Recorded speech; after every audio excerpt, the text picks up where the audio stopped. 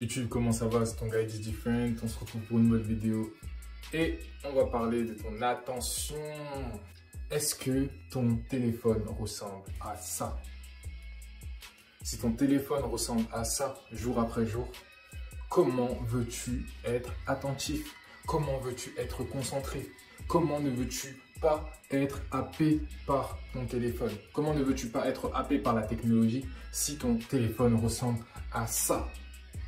Sérieusement, on dirait le téléphone d'une meuf qui passe toute sa vie sur Internet à parler à tout plein de gars différents. Sérieusement, tu penses que tu peux te concentrer si continuellement tu as des notifications visuelles et sonores?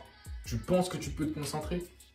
Tu penses que tu vas réussir à être focalisé sur ce que tu dois faire? Non, il y aura toujours un petit bruit, une vibration ou juste un visuel rouge, une notification en rouge qui te dit que tu es en train de rater quelque chose. Il y a quelque chose qui se passe dans l'application que tu es en train de rater, que ce soit un message, que ce soit une vidéo que quelqu'un a postée, que ce soit un live qui est en train de se passer.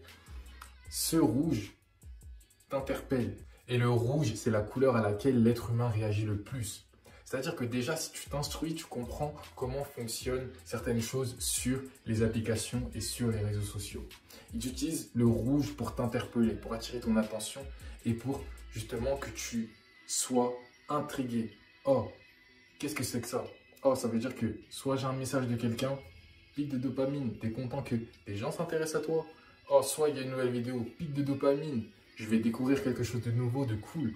Soit il y a un live ou je ne sais quoi. Et si déjà, tu ne penses pas à supprimer toutes ces choses, tu continueras à être l'esclave de ton téléphone, de la technologie et des réseaux sociaux. Pourquoi? Parce que ce sont eux qui décident que tu viennes sur l'appli. Ils te prennent comme une bitch. Ils te disent, viens ici. Au lieu que ce soit toi qui décides consciemment d'aller faire un tour sur les applications, voir s'il y a quelque chose d'intéressant ou pour faire quelque chose d'intéressant et ensuite en sortir de ton plein gré si oui ou non c'était intéressant.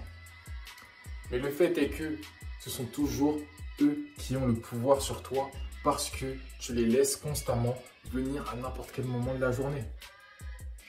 Tu les laisses venir à n'importe quel moment de la journée. Tu es en train de réviser, paf, notification. Tu es en train de travailler sur ton projet, paf, notification. Tu es en train de parler avec des gens dans la vraie vie, paf, notification. Mais comment veux-tu être concentré si ton attention et ton énergie se tournent tout le temps dans ta technologie? Et c'est ça leur but. Leur but, c'est que tu passes un maximum de temps sur leur technologie.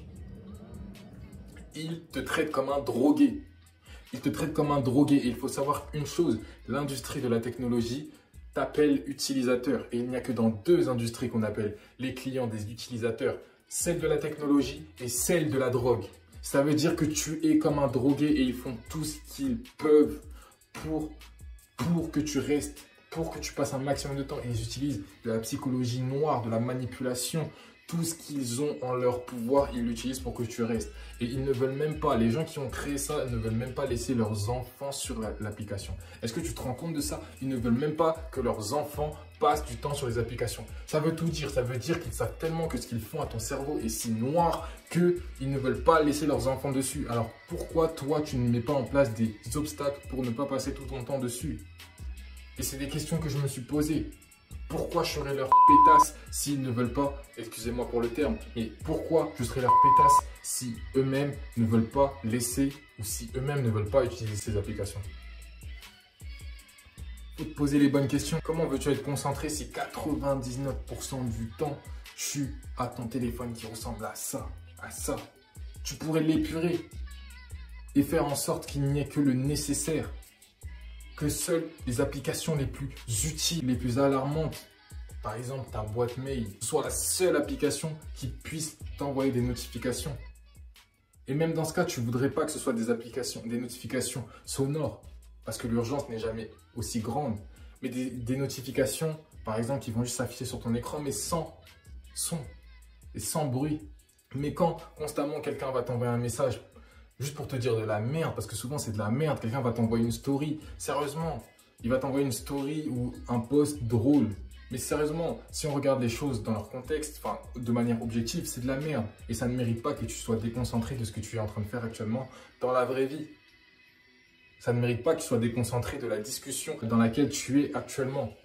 Ça ne mérite pas que tu sois déconcentré de ton travail. Ça ne mérite pas que tu sois déconcentré de méditer. Ça ne mérite pas. Et c'est pour ça que tu dois reprendre le contrôle de ton attention. Si tu me dis que tu essayes d'être plus concentré alors que ton téléphone ressemble à ça, tu te fous de ma gueule.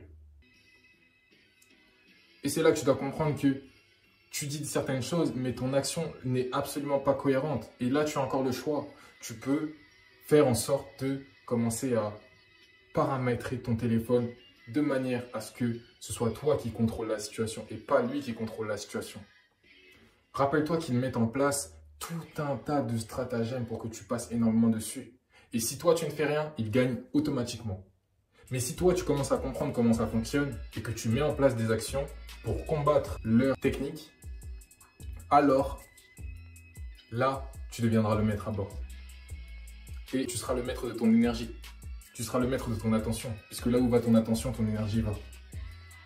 Donc si tu rediriges ton attention, tu reprends le contrôle, alors tu pourras remettre plus d'énergie dans les choses qui comptent dans ta vie. C'est aussi simple que ça.